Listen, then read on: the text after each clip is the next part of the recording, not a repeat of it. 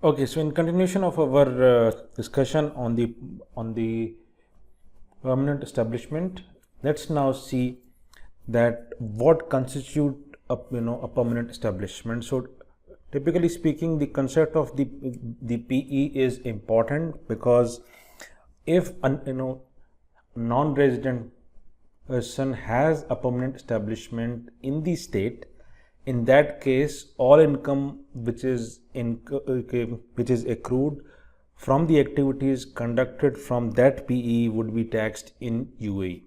So in any of the following conditions, the PE can be triggered. First, where it has a fixed or permanent place in the state through which it is conducting a business itself, which means it could be a branch, it could be a side office, a factory, any such thing. So of course it is pretty obvious that if you have opened a branch here, you as let's say foreign entity is having a permanent establishment here in UAE.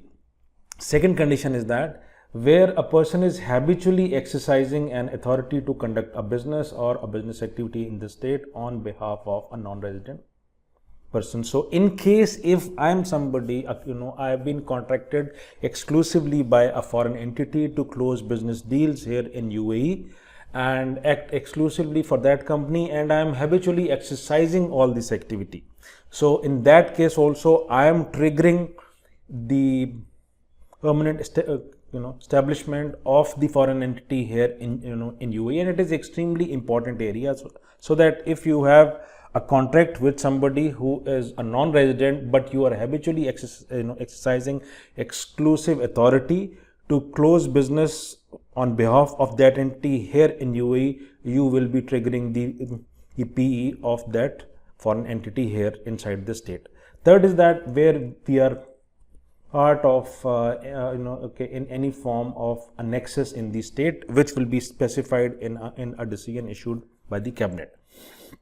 Now the examples and exclusions from the PE includes, the examples of course include, as I explained earlier, a branch office, an office, a factory, a workshop, any property which I am holding here and I am generating any income out of it, it will also be triggering a PE. Any installation structure for exploration or any such thing would also be triggering a PE here. A mine, oil or gas well of course would also be triggering the PE, or a building site or a construction project will also trigger the PE.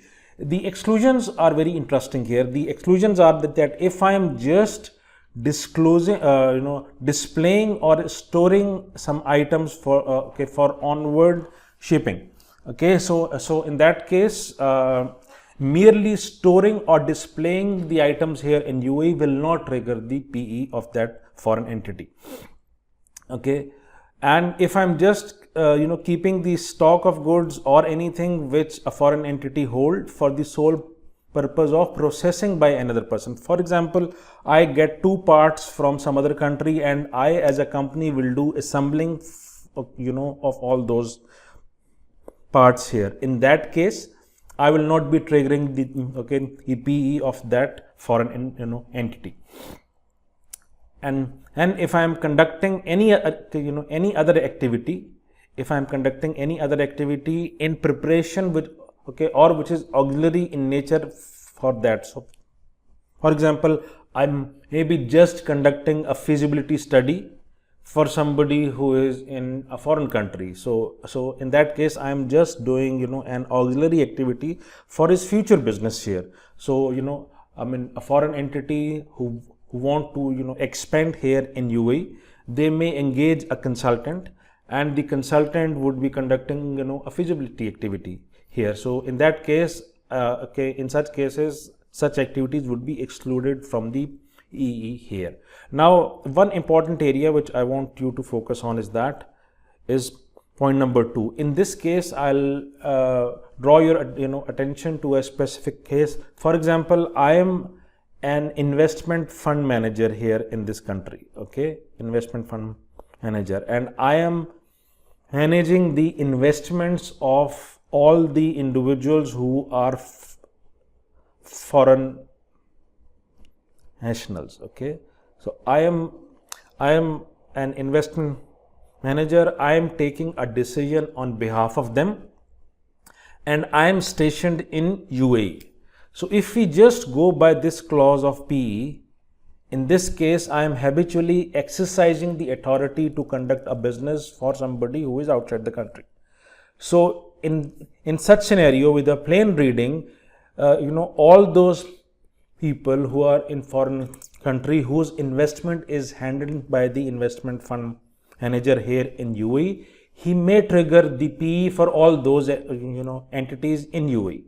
So in the CT law here, in Article 15, we have a specific exemption for the investment managers that the PE test will not be triggered if the person is handling the investment on behalf of somebody who is a non-resident in UAE, where all of the following conditions are being fulfilled. So first thing is that the investment manager is engaged only in business of providing the brokerage or fund management services. The activities of such investment manager are subject to the regulatory oversight, which simply means that he should be registered here and he should be under the regulatory oversight of the relevant authorities here. Okay, and it is the core business of that manager who is doing it as a fund management here. It's not that he is just acting as an agent for somebody exclusively to close the business here, and he should be acting in the transaction in his independent capacity, which means he is the sole person who is making all the investment decisions here.